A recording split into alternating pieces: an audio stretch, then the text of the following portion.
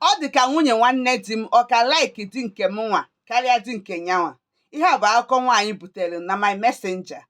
Nwaanyị sendịrị m meseji si m biko marazon, biko ị nwere efe na o nwere akụkọ m chọrọ ịkọrọ ka inye m ndụmọdụ. Nsi oke na enwere m efe ngwakọba. Nwaanyị wee sị m biko na ife a na-eli eni na-alụ na ya na-efilu na nwunye nwanne die ka like di nke nyanwa karịa die. Nsị a ka isi eche ide eche azụ ka ezi ife ọzọ. Ọ sị m na die nwere ezigbote ego ruo nnukwute ụlọ na siti ebe fabi, lụkwa ụlọ na vileji fa. Now nwanne ya nwoke nke diọkpara ya na nwunye nọ bi na the same city fabi. Die ewu ya na-akwụrụ fa ụgwọ ụlọ ebe fabi, ife adịsịrọ aka esichara nwanne die nke diọkpara ike. So di nyanwa na-akwụrụ ya ga-agwụrụ fa ụgwọ ụlọ, so kwụkatazialụ fa ụgwọ ụlọ si na ya akwụsị. After all na ụlọ ọrụ na city buru ibu na fa ebichichana na entire house. So fa kwalụzia bịa soro fa biri na the same house di nyanwa lụrụ. Otu a ka nwanne die nke diọkpara na nwunye ya na ụmụaka ya si wee bịa biko ọlụfa. Si m na ife bụzi nsogbu na abụ na oge niile nwunye nwanne ya nwoke ahụ o sie nri ọgbalụ zazazazazaza buru ụzọ bịa savuo di nke nyanwa nri tinyere ya nnukwu anụ. Ọ savubekwa die nri, die bụkwa diọkpara o, ọ savubekwa ya nri o, betu ọ ga-agbalụ zazazaza bịa savugodo die nri na-asavụ yalụ die na-asavụ yalụ die up and down. Ọ sị m amara simple na ife adịghịzi m obi mma na mma esi nri bifo m esicha nri butelu di m. Nwunye nwanne di m asavụgolu di m nri savụ ọrịa nke asavụ ọrịa nke ọzọ, mana di nke nyanwa nọkwa.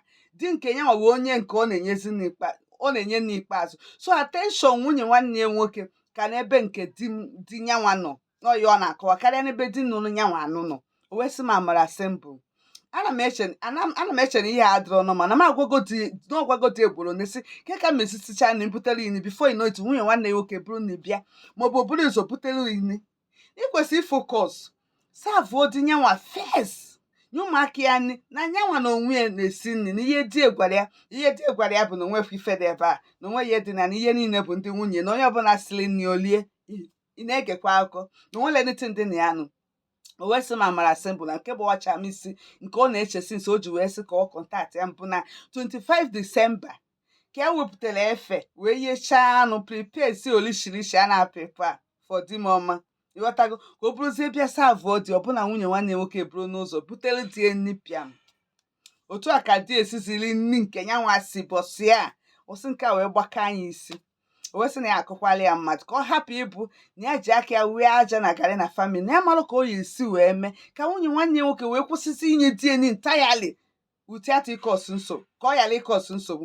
Ọ ife ọ na-ajụ m sị m ka ọ ya esi wee gwa di woman nye nyezina die nri ma ọ na-agagharị na-adị bisi n'ebe dị si na nwaanyị na like ịka bịa na akpasara di nkata na ọ bata na ọ ya like ịnọ na-akụ di nke nyanwa na-akpasara ya nkata ha na-achị ọchị na-amụrụ ya mụ ma di nke nyanwa anọrụ. She prefer discuss with her own husband than her own husband na ife nke a dịzi egwu. So ọ jesịa abata ọ ya like ịnọ na-akpasara di nke nyanwa nkata ha na-amụrụ ya ma ọ hapụzie di nke nụrụ ya anụ mere ego n'ise. Ị na-anụkwa? Ọ sị na amara simple na ọ na-achọ otu o esi wee separate ife na ọ na-achọ otu o esi wee mee ka ọ kwụsị inye di eni biko ka ọ ghara ịkọsụ nsogbu n'ezinụlọ na ya chọrọ ya ebute problem beti na ya adịghịzi happy with ife na-eme.